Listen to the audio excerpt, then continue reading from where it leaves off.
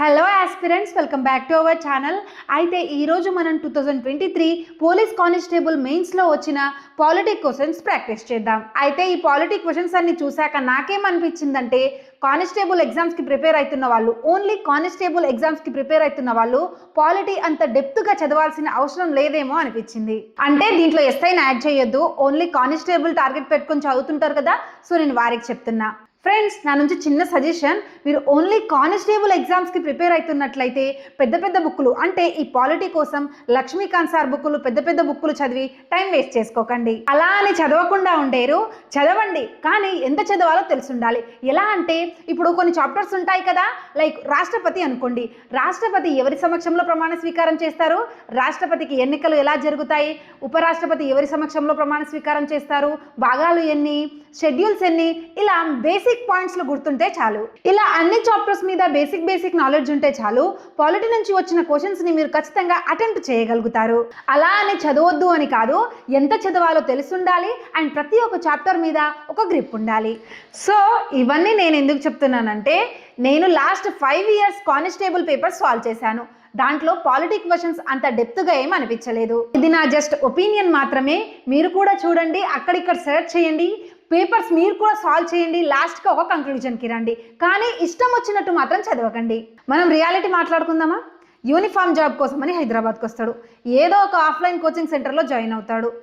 ఆడి coaching complete అయ్యేంత వరకు అటు ఎస్ఐకి ప్రిపేర్ అవుతుండా, ఇటు కానిస్టేబుల్కి ప్రిపేర్ అవుతుండా, ఒక క్లారిటీ అనేది ఉండదు. లిటరల్లీ చెప్పాలంటే కోచింగ్ సెంటర్లు కూడా ఇలాగే ఉన్నాయి. ఎస్ఐకి ప్రిపేర్ అయ్యే వాళ్ళకి, కానిస్టేబుల్కి ప్రిపేర్ అయ్యే వాళ్ళకి 90% సేమ్ సిలబస్ అని ఒకే దగ్గర కూర్చోబెట్టి క్లాసెస్ చెప్పేస్తున్నారు. సో ఇక్కడ నేను చెప్పేది ఏంటంటే, మనం ఏం జాబ్కి ప్రిపేర్ అవుతున్నాం, ఆ జాబ్ కొట్టాలంటే ఎగ్జామ్స్ని ఎలా క్లియర్ చేయాలి, ఏ టాపిక్ ఎంత డెప్త్గా అర్థం చేసుకోవాలి అనేది నీకంటూ నీకు ఒక క్లారిటీ ఉండాలి. నీకు ఈ క్లారిటీ అనేది ఎప్పుడు వస్తుందో తెలుసా? నువ్వు ఏ ఎగ్జామ్కి అయితే ప్రిపేర్ అవుతున్నావో ఆ ఎగ్జామ్ యొక్క ప్రీవియస్ ఇయర్ పేపర్స్ ఉంటాయి కదా, వాటిని అనలైజ్ చేసినప్పుడు నీకు ఒక క్లారిటీ అనేది వస్తుంది. ఈ ఎగ్జామ్ని ఎలా అటెంప్ట్ చేయాలి అనే ఒక క్లారిటీ అనేది వస్తుంది. సో టాపిక్ డైవర్ట్ అవుతుంది కదా. సో మనం ఇప్పుడు ఏం నేర్చుకుందాం అనుకున్నాం? 2023 పీసీ మెయిన్స్లో వచ్చిన పాలిటిక్ క్వశ్చన్స్ డిస్కస్ చేద్దాం అనుకున్నాం కదా. సో ఇక స్టార్ట్ చేద్దామా? అయితే ఫ్రెండ్స్, వీడియో చూస్తున్నంతసేపు మీకు ఎక్కడైనా ఇన్ఫర్మేటివ్గా అనిపిస్తే వీడియోని ఖచ్చితంగా లైక్ చేయండి. ఇలాంటి ఇన్ఫర్మేటివ్ వీడియోస్ కోసం మన ఛానల్ని సబ్స్క్రైబ్ చేసుకోండి. అయితే ఫ్రెండ్స్, ఇక ఫస్ట్ క్వశ్చన్ చూద్దామా?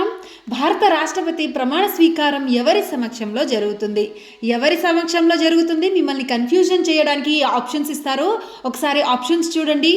పదవీ కాలం ముగిసిన రాష్ట్రపతి, ఆప్షన్ 2 భారత ప్రధానమంత్రి, ఆప్షన్ 3 భారత సుప్రీంకోర్టు ప్రధాన న్యాయమూర్తి, ఆప్షన్ 4 భారత ఉపరాష్ట్రపతి. అయితే ఆర్టికల్ 60 ప్రకారం భారత రాష్ట్రపతి అనేవారు సిజేఐ అంటే chief justice of India, supreme court ప్రధాన న్యాయమూర్తి సమక్షంలో ప్రమాణ స్వీకారం చేస్తారు. సో ఇక్కడ ఆన్సర్ ఏంటి? ఆప్షన్ 3 భారత సుప్రీంకోర్టు ప్రధాన న్యాయమూర్తి. అర్థమైంది కదా, రాష్ట్రపతి ఎవరి సమక్షంలో ప్రమాణ స్వీకారం చేస్తారు? భారత సుప్రీంకోర్టు ప్రధాన న్యాయమూర్తి సమక్షంలో ప్రమాణ స్వీకారం చేస్తారు. అయితే ఫ్రెండ్స్, ఇందులోనే ఆప్షన్ 2 చూడండి, భారత ప్రధానమంత్రి. అయితే భారత ప్రధానమంత్రి ఎవరి సమక్షంలో ప్రమాణ స్వీకారం చేస్తారు? అయితే భారత ప్రధానమంత్రి భారత రాష్ట్రపతి సమక్షంలో ప్రమాణ స్వీకారం చేస్తారు. ఏ ఆర్టికల్ ప్రకారం? ఆర్టికల్ 75 ప్రకారం భారత ప్రధానమంత్రి భారత రాష్ట్రపతి సమక్షంలో ప్రమాణ స్వీకారం చేస్తారు. నెక్స్ట్ ఆప్షన్ 3 చూడండి, కరెక్ట్ ఆన్సర్. అయితే సుప్రీంకోర్టు ప్రధాన న్యాయమూర్తి అంటే సిజేఐ ఎవరి సమక్షంలో ప్రమాణ స్వీకారం చేస్తారు? సిజేఐ కూడా భారత రాష్ట్రపతి సమక్షంలోనే ప్రమాణ స్వీకారం చేస్తారు. ఏ ఆర్టికల్ ప్రకారం? ఆర్టికల్ 124 ప్రకారం సిజేఐ రాష్ట్రపతి సమక్షంలో ప్రమాణ స్వీకారం చేస్తారు. నెక్స్ట్ ఆప్షన్ 4 చూడండి, భారత ఉపరాష్ట్రపతి ఎవరి సమక్షంలో ప్రమాణ స్వీకారం చేస్తారు? అయితే భారత ఉపరాష్ట్రపతి రాష్ట్రపతి సమక్షంలో లేదా ఆయన నియమించిన వ్యక్తి ముందు ప్రమాణ స్వీకారం చేస్తారు. ఏ ఆర్టికల్ ప్రకారం? ఆర్టికల్ 69 ప్రకారం భారత ఉపరాష్ట్రపతి యొక్క ప్రమాణ స్వీకారం ఉంటుంది. అయితే ఈ ఉపరాష్ట్రపతి యొక్క ప్రమాణ స్వీకారం భారత రాష్ట్రపతి లేదా ఆయన నియమించిన వ్యక్తి ముందు అంటే మీరేమనుకుంటున్నారు? అయితే ఇక్కడ భారత ఉపరాష్ట్రపతియే ప్రమాణ స్వీకారం చేయిస్తారు. కానీ కొన్ని సందర్భాల్లో రాష్ట్రపతి స్వయంగా అందుబాటులో లేకపోతే ఆయన ఒకరిని అధికారికంగా అపాయింట్ చేస్తారు. ఫర్ ఎగ్జాంపుల్గా సుప్రీంకోర్టు ప్రధాన న్యాయమూర్తి అంటే సిజేఐ లేదా గవర్నర్ అన్నమాట. అయితే రాష్ట్రపతి లేనప్పుడు రాష్ట్రపతి అపాయింట్ చేసిన వీరి ముందు ఉపరాష్ట్రపతి ప్రమాణ స్వీకారం చేస్తారన్నమాట. సో ఇక ఫస్ట్ క్వశ్చన్ ఏంటి? రాష్ట్రపతి ప్రమాణ స్వీకారం గురించి తెలియజేస్తుంది కదా. సో ఇక్కడ అందరి ప్రమాణ స్వీకారాల గురించి తెలుసుకున్నాం కదా. ఇక సెకండ్ క్వశ్చన్ చూద్దాం. భారత రాజ్యాంగం ప్రకారం మొత్తం ఎన్ని లోక్సభ స్థానాల సభ్యత్వములను భారత పార్లమెంటుకి కేటాయించడం జరిగింది? అయితే ఒకసారి ఆప్షన్స్ చూడండి. ఆప్షన్ 1 550, ఆప్షన్ 2 543, ఆప్షన్ 3 529, ఆప్షన్ 4 5 కావు. అయితే ఆర్టికల్ 81 ప్రకారం లోక్సభలో గరిష్టంగా 550 మెంబర్స్ ఉండాలి. సో ఆన్సర్ ఏంటి? ఆప్షన్ 1. అయితే ఈ 550 మెంబర్స్ని ఎలా తీసుకుంటారంటే వివిధ రాష్ట్రాల నుంచి 530 మెంబర్స్ని తీసుకుంటారు. కేంద్ర పాలిత ప్రాంతాలు అంటే యూనియన్ టెరిటరీస్ నుంచి 20 మెంబర్స్ని తీసుకుంటారు. మొత్తం 550 మెంబర్స్. కానీ ప్రజెంట్ అమలులో ఉన్న సంఖ్య ఎంత అంటే ప్రజెంట్ లోక్సభ స్థానాలు ఎన్ని ఉన్నాయి? 543 మెంబర్స్. అయితే ప్రజెంట్ ఉన్న ఈ 543లో 530 మెంబర్స్ వివిధ రాష్ట్రాల నుంచి తీసుకున్నారు అండ్ 13 మందిని వివిధ కేంద్ర పాలిత ప్రాంతాల నుంచి తీసుకున్నారు.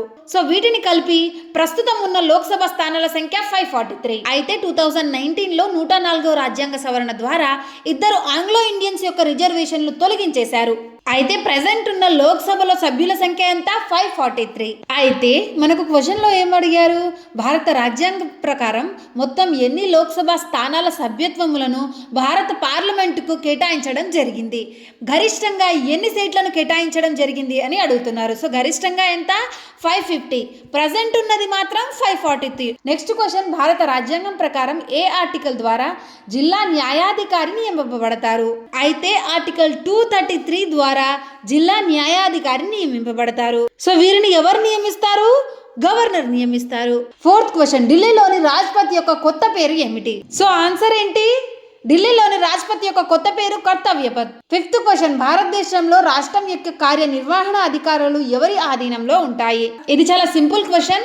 రాష్ట్రంలో కార్యనిర్వహణ అధికారం ఎవరి చేతిలో ఉంటుంది?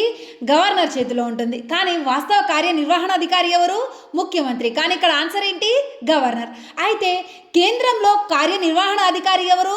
రాష్ట్రపతి. కానీ వాస్తవ కార్యనిర్వహణ అధికారి ఎవరు? ప్రధానమంత్రి. ఇక్కడ రాష్ట్రం అని అడిగారు కాబట్టి ఆన్సర్ ఏంటి?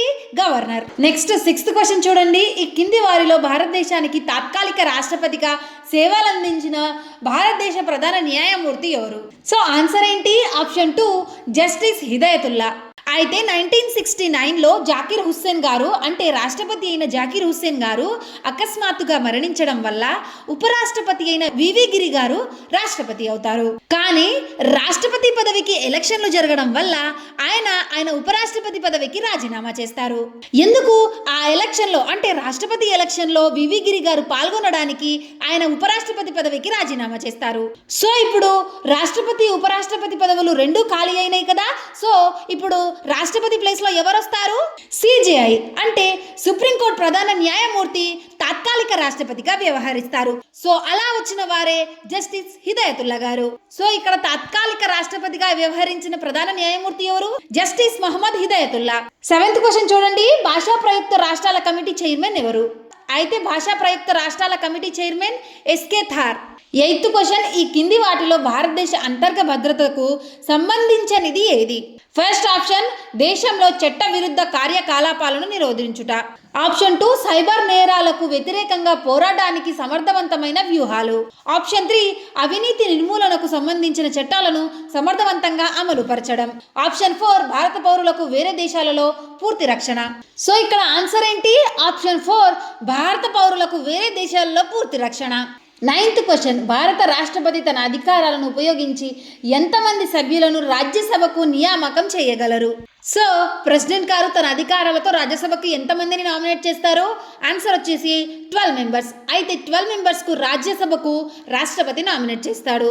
సో ఇది ఫ్రెండ్స్ 2023లో పోలీస్ కానిస్టేబుల్ మెయిన్స్లో పాలిటిక్ క్వశ్చన్స్. సో ఈ వీడియో మీ ప్రిపరేషన్కి యూజ్ అయింది అని మీకు అనిపిస్తే వీడియోని లైక్ చేసి మన ఛానల్ని సబ్స్క్రైబ్ చేసుకోండి.